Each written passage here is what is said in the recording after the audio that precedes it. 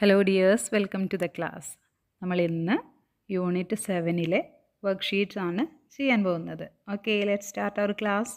Whose drum stick is longer? Put tick mark. ആരുടെ മുരിങ്ങക്കായാണ്? Drum stick എന്ന് പറഞ്ഞാൽ മുരിങ്ങക്കായ അല്ലേ? ആരുടേതാണ് വലുത്? ടിക്ക് മാർക്ക് ഇടാനാണ് പറഞ്ഞിരിക്കുന്നത്. ലോങ്ങർ.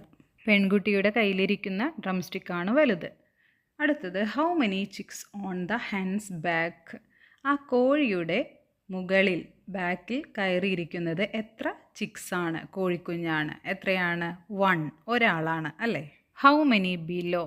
താഴെ എത്ര പേരാണ്? 1, 2, 2 പേരാണ് അല്ലേ?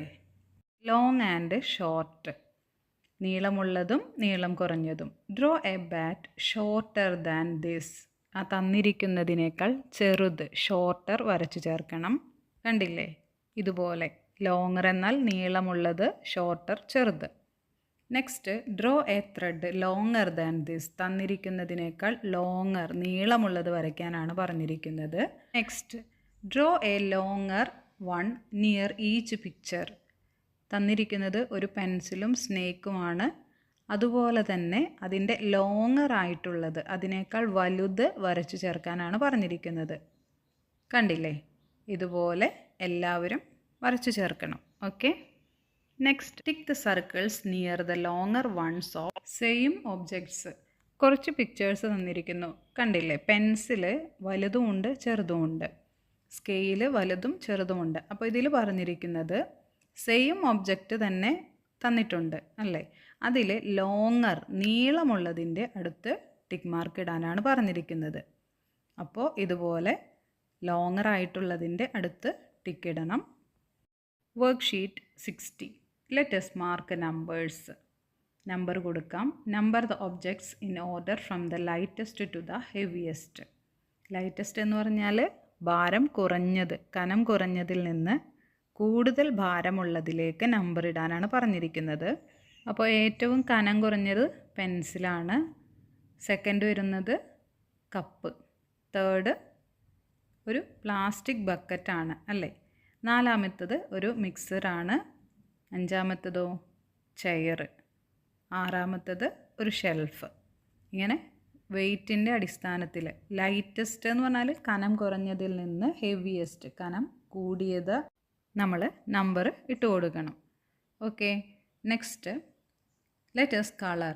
These boxes are for packing ladoos. In which box can we pick more ladoos than all the others? Color that box green. Color the smallest blue. Laddu pack ചെയ്യാനുള്ള ബോക്സസ് ആണ്. അതിൽ ഏറ്റവും വലിയ ബോക്സ് ഏതാണ്? അതിലായിരിക്കും ഏറ്റവും കൂടുതൽ കൊള്ളുന്നത് ലഡൂസ് അല്ലേ? അങ്ങനെയാണെങ്കിൽ ഏറ്റവും വലിയ ബോക്സിന് ഗ്രീൻ കളറും ചെറിയ ബോക്സിന് ബ്ലൂ, നീല കളറും കൊടുക്കാനാണ് പറഞ്ഞിരിക്കുന്നത്. അപ്പോൾ നമ്മൾ ലാർജർ, വലിയ ബോക്സിന് ഗ്രീൻ, പച്ച കളറും, സ്മോൾ ബോക്സ്, ചെറിയ ബോക്സിന് ബ്ലൂ കളർ, നീല കളറും കൊടുത്തു. Worksheet 61. Which vessel can hold more water? Tick and colour it. തന്നിരിക്കുന്ന പാത്രത്തിൽ ഏതിലാണ് ഏറ്റവും കൂടുതൽ വെള്ളം കൊള്ളുന്നത്? ഏറ്റവും കൂടുതൽ വെള്ളം കൊള്ളുക ഏറ്റവും വലിയ പാത്രത്തിലായിരിക്കും അല്ലേ? അപ്പോൾ ഏത് പാത്രമാണ്? ഇതാണ് അല്ലേ? ഇതിന് കളറും നമ്മൾ കൊടുക്കണം. കണ്ടില്ലേ? Next, tick the longer rope. നീളം കൂടിയ കയറിന് ടിക്കിടാനാണ് പറഞ്ഞിരിക്കുന്നത്, ലോങ്ങർ. ഇനി അടുത്തത് ടിക്ക് ദ ഹെവിയർ. ഹെവിയർ ആയിട്ടുള്ളത് എന്ന് പറഞ്ഞാൽ ഭാരം കൂടുതൽ ഉയർത്തിയിരിക്കുന്നത് ആരാണ്? ആദ്യം നിൽക്കുന്ന ആളാണ് അല്ലേ? അപ്പോൾ ടിക്കിടേണ്ടത് അയാളുടെ നേരെയാണ്. രണ്ടാമത്തെ ആൾ വെയിറ്റ് കുറവാണ് എടുത്തിരിക്കുന്നത്. കണ്ടില്ലേ? Next, worksheet 62. Look at the pictures and tell A story. 2 പേരും ഒരു ഡോങ്കിയുമാണ് പിക്ചറിൽ കാണുന്നത്. ഡോങ്കി മുകളിൽ എന്തോ വെച്ച് കൊണ്ടുപോകുന്നു, പിന്നെ വെള്ളത്തിൽ കിടക്കുന്നുണ്ട്, പിന്നെ ഒന്നുമില്ലാതെ പോകുന്നുണ്ട്. അതുപോലെ തന്നെ നല്ല വെയിറ്റ്, ഭാരമുള്ള ഒരെണ്ണം താങ്ങി നടക്കുന്നുണ്ട്, വെള്ളത്തിൽ നിന്ന് കയറി വരുന്നുണ്ട്. ഇനി നമ്മളോട് ഇത് വെച്ചൊരു സ്റ്റോറി എഴുതാനാണ് പറഞ്ഞിരിക്കുന്നത്.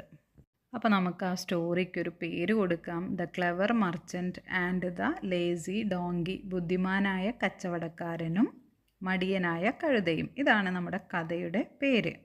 Once upon a time there was a poor merchant who lived in a village with his donkey. ഒരിക്കൽ ഒരു പാവപ്പെട്ട കച്ചവടക്കാരൻ ജീവിച്ചിരുന്നു ഒരു ഗ്രാമത്തിൽ. അയാളുടെ കൂടെ അയാളുടെ കഴുതയും ഉണ്ടായിരുന്നു.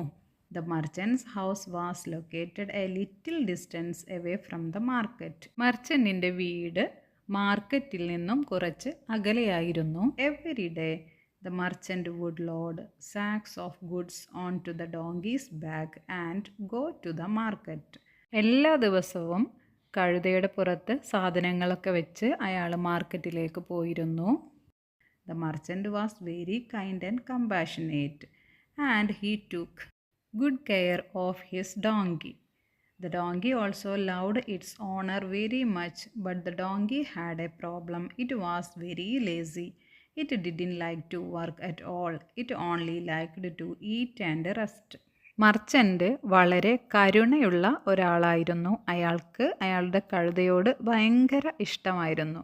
അതുപോലെ തന്നെ കഴുതയ്ക്കും അയാളെ ഭയങ്കര ഇഷ്ടമായിരുന്നു. എന്നാൽ കഴുതയുടെ ഒരു പ്രോബ്ലം എന്ന് പറഞ്ഞാൽ കഴുതയ്ക്ക് ഭയങ്കര മടിയാണ് വർക്ക് ചെയ്യാനായിട്ട്. ആകെ ഇഷ്ടമുണ്ടായിരുന്നത് ഭക്ഷണം കഴിക്കലും റെസ്റ്റ് എടുക്കലും മാത്രമായിരുന്നു. One day the merchant found out that there was a high demand for salt in the market. അങ്ങനെ ഒരു ദിവസം മർച്ചൻറ്റിന് മനസ്സിലായി മാർക്കറ്റിൽ ഉപ്പിനാണ് കൂടുതൽ ഡിമാൻഡ്, എല്ലാവരും ഉപ്പ് വാങ്ങിക്കുന്നുണ്ട് എന്ന്. That day he decided to sell salt in the market. അപ്പോൾ അയാൾ അന്നത്തെ ദിവസം ഉപ്പ് വിൽക്കാൻ തീരുമാനിച്ചു. As soon as the market day arrived, the merchant loaded 4 sacks of salt onto the donkey's back and got it ready to go to the market. അങ്ങനെ 4 ചാക്ക് ഉപ്പ് കഴുതയുടെ പുറത്ത് കയറ്റി അവർ മാർക്കറ്റിലേക്ക് പോവുകയാണ്. There was a river between the merchant's house and the market that they had to cross using a bridge. മർച്ചൻറ്റിൻ്റെ വീടിനും മാർക്കറ്റിനും ഇടയ്ക്ക് ഒരു പുഴയുണ്ട്. ആ പുഴ കടക്കാൻ ഒരു bridge, പാലവുമുണ്ട്. As soon as the donkey climbed onto the bridge to cross the river and walked a little distance, its foot slipped and it fell into the river. അങ്ങനെ അവർ ആ പാലത്തിനടുത്തെത്തി. കഴുത പാലത്തിലേക്ക് ചാടി കയറി നടക്കുന്നതിന് വേണ്ടി. പക്ഷേ അബദ്ധവശാൽ ആ പുഴയിലേക്ക് വീണു. Seeing the donkey fall into the river, the merchant became worried and hurriedly swam to rescue it. The merchant somehow managed to pull his donkey out of the river. When the donkey came out of the river, it saw that the sacks on its back had become lighter.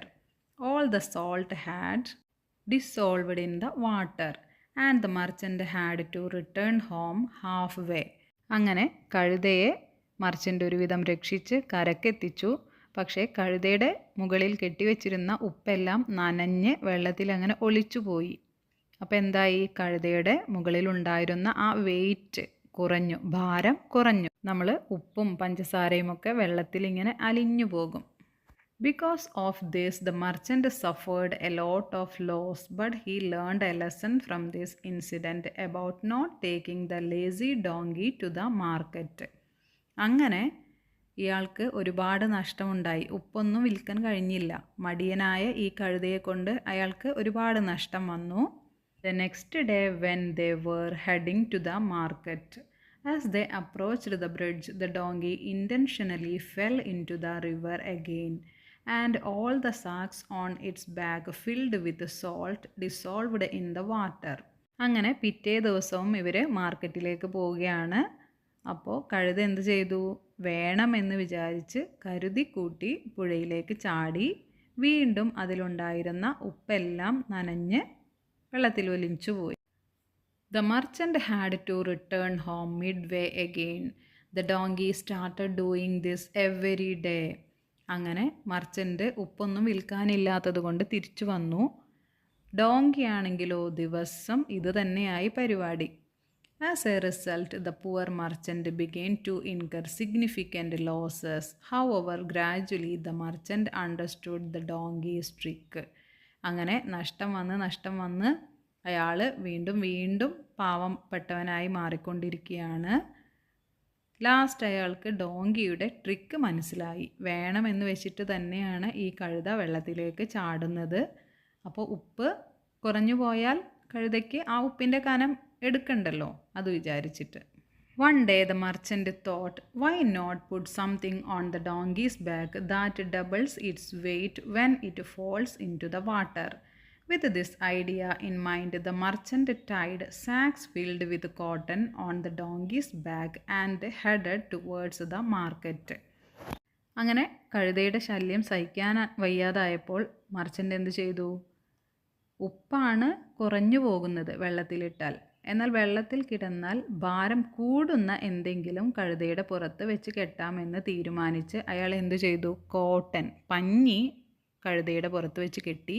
As soon as they reached the bridge, the donkey, as usual, fell into the river, but this time the weight on its back did not decrease. Instead, it increased. The donkey couldn't understand this. അങ്ങനെ വെള്ളത്തിലേക്ക് കഴുത എടുത്തു ചാടി. പക്ഷേ ഇത്തവണ wait decrease ചെയ്യുകയല്ല, decrease ചെയ്യുക എന്ന് പറഞ്ഞാൽ കുറയുകയല്ല ചെയ്തത്, ഇൻക്രീസ് ചെയ്യുകയാണ്, കൂടുകയാണ് ചെയ്തത്. കാരണം കോട്ടണിൽ, പഞ്ഞിയിൽ വെള്ളം നനഞ്ഞാൽ അതിൻ്റെ വെയിറ്റ് കൂടും. ആ കോട്ടൺ ആ വെള്ളം മുഴുവൻ പിടിച്ചെടുക്കും. എന്നാൽ ഉപ്പാണെങ്കിലോ അലിഞ്ഞ് വെള്ളത്തിലിങ്ങനെ ഒഴുകിപ്പോകും. പക്ഷേ വെയിറ്റ് കൂടുന്നത് എന്താണ് എന്ന് കഴുതയ്ക്ക് മനസ്സിലായില്ല. This continued for the next 2 to 3 days. The merchant would tie sacks filled with cotton on the donkey's back, and every time it fell into the water, its weight would double. Finally, the donkey gave up. അങ്ങനെ 2-3 ദിവസം ഇത് തന്നെ തുടർന്നു. Cotton വെച്ച് കെട്ടിയിട്ടാണ് കഴുതയെ കൊണ്ടുപോകുന്നത്. പക്ഷേ കഴുത വെള്ളത്തിലേക്ക് ചാടുമ്പോൾ ഈ കോട്ടൺ നനഞ്ഞ് വെയിറ്റ് കൂടുകയാണ് ചെയ്യുന്നത്. അങ്ങനെ ഡോങ്കി മടുത്തു, തോൽവി സമ്മതിച്ചു, പറ്റുന്നില്ല അല്ലേ? Now the donkey had learned its lesson on the 4th day. When the merchant and the donkey set out for the market, the donkey quietly crossed the bridge without any mischief. From that day onwards, the donkey never showed laziness in working, and gradually the merchant recovered all his losses. അങ്ങനെ 3 ദിവസം പഞ്ഞി കൊണ്ടുപോയി വെള്ളത്തിലിട്ട് കനം കൂടിയപ്പോൾ 4ാമത്തെ ദിവസം എന്ത് ചെയ്തു ഡോങ്കി? നല്ല കുട്ടിയായി ആ ബ്രിഡ്ജ് കടന്ന് അപ്പുറത്തെത്തി മാർക്കറ്റിൽ കൊണ്ടുപോയി കോട്ടൺ വിറ്റു. പിന്നെ വെള്ളത്തിൽ ചാടാനൊന്നും നിന്നില്ല. അതിനുശേഷം മടിയൊന്നും കാണിക്കാതെ വർക്ക് ചെയ്തു. അങ്ങനെ മർച്ചൻറ്റിന് വന്നിരുന്ന ലോസസ്, നഷ്ടമൊക്കെ മാറി അയാളുടെ ബിസിനസ് നല്ല രീതിയിൽ നടന്നു. എങ്ങനെയുണ്ടായിരുന്നു സ്റ്റോറി? എല്ലാവർക്കും ഇഷ്ടപ്പെട്ടോ? അപ്പോൾ എല്ലാവരും വർക്ക്ഷീറ്റ്സ് എല്ലാം കംപ്ലീറ്റ് ചെയ്യണം. Okay, thank you.